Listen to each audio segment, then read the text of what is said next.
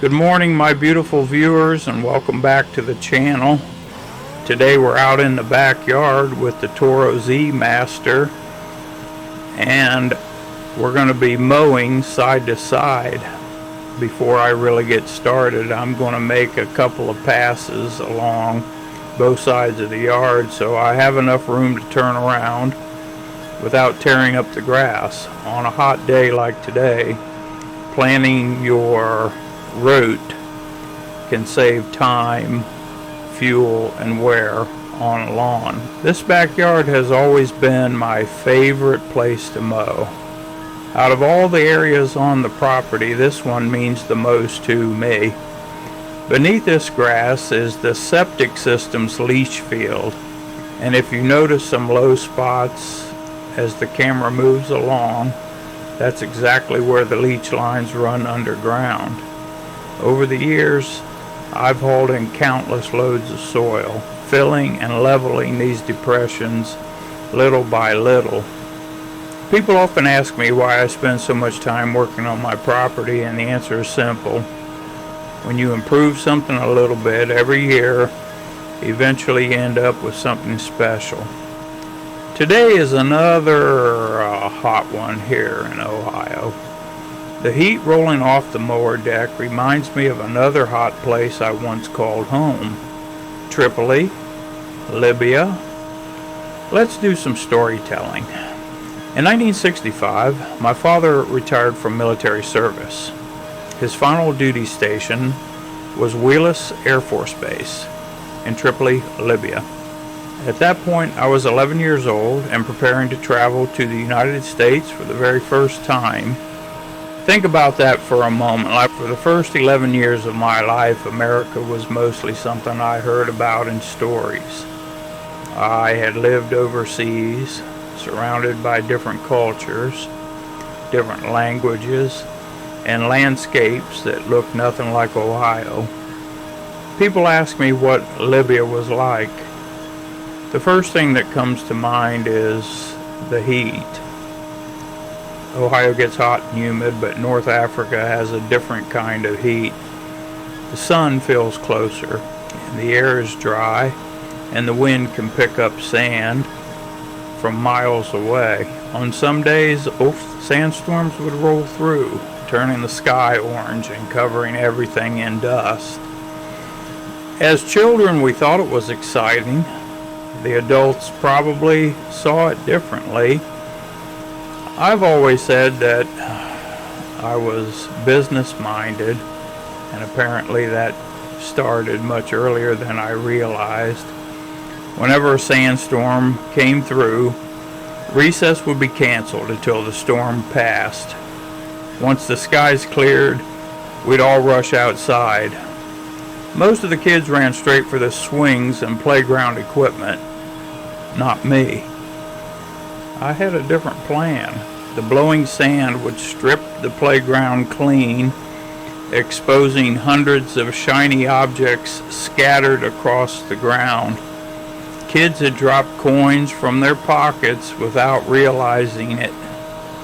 While everyone else was playing, I was walking slowly across the playground, looking for treasure.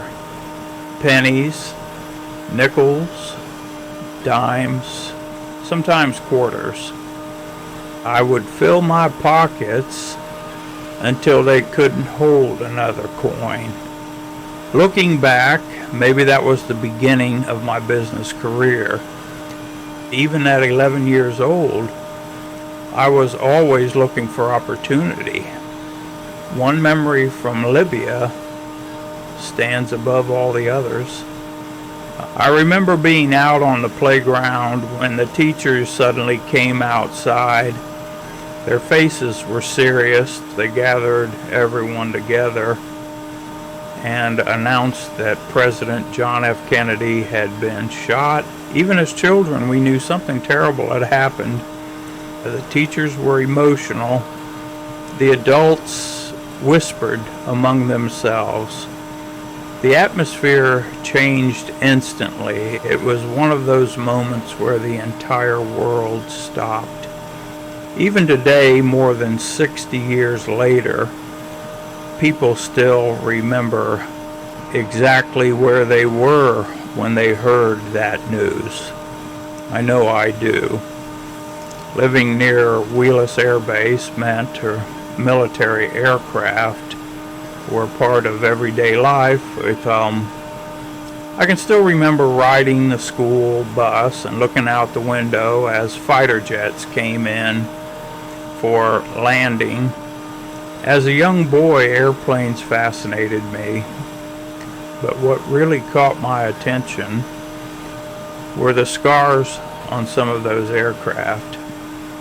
You could see patched bullet holes and combat-related damage. At the time, America was deeply involved in Vietnam.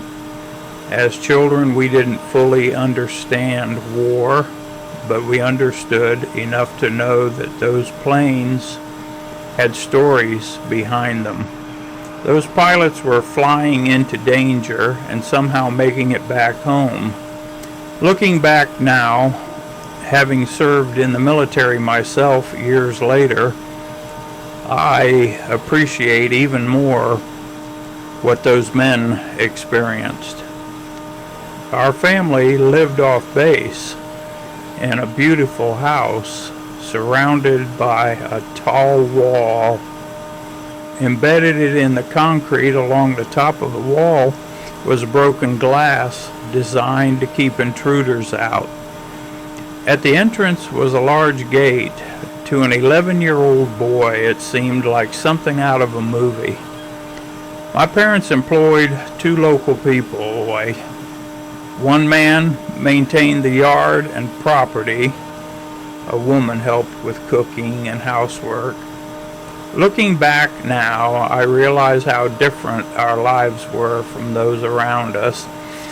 My mother had an enormous heart. She often carried medicine to local families and visited their homes, helping however she could. I remember seeing babies with flies covering their eyes. The poverty was heartbreaking. Even as a child, I understood that many of these families struggled every day simply to survive. My mother taught us compassion. She showed us that helping people doesn't require wealth. Sometimes it only requires kindness. Every day we rode a bus to school. On the way home, we'd stop near local vendors selling fresh homemade bread. The smell was incredible. For 2 cents, I could buy an entire loaf. 2 cents. It's hard to imagine today. The American dollar stretched a long way in those days, and our family benefited from the exchange rate. Simple things like warm bread became memories that stay with you forever. Eventually, my father's military career came to an end, and our family returned to the United States. My parents purchased 6 acres of land in Ohio. Back then, it felt like the middle of nowhere. There weren't shopping centers, yet there weren't subdivisions. There wasn't endless traffic. There was farmland, trees, creeks, and wide open spaces. My father built the house himself. Every child had responsibilities. We hauled lumber, we carried tools, we cleaned up construction debris. Dad worked incredibly hard, and we worked right alongside him. Looking back, those experiences shaped who I became. Hard work wasn't optional in our family. It was expected. I remember watching the outer belt being built. At the time, it looked enormous. None of us could imagine how much central Ohio would grow over the next 60 years. Today, Columbus is only a few miles from where I'm sitting on this mower. The suburbs are practically at my back door. Shopping centers, neighborhoods, office buildings, They've all spread outward, and yet somehow this small piece of land has remained farmland. When you watch my videos, you see cornfields surrounding me. People spend thousands of dollars building privacy fences. The farmers around me provide one for free. Every summer those fields become my walls. Every fall they open back up, and it's a changing landscape that reminds me how blessed I've been. As I continue mowing across this yard, I think about all the years that have passed. I've raised children here, built buildings here, planted trees here, buried septic lines here, moved dirt here. I've spent nearly 50 years shaping this property one project at a time. Every low spot tells a story. Every tree tells a story. Every building tells a story. And every pass with this mower reminds me that progress doesn't happen overnight. It happens one day at a time. One load of dirt, one project, and one lesson, one memory. Living overseas taught me lessons that stayed with me my entire life. Appreciate what you have. Work hard. Look for opportunity. Help people whenever you can. Save your money. Don't take comfort for granted. Respect different cultures. Family matters. Land is valuable. Time moves quickly. The little boy picking coins out of the sand in Libya could never have imagined that one day he'd own his own business, raise a family, and spend his retirement mowing grass while sharing stories with people all over the world. Life has a funny way of working out.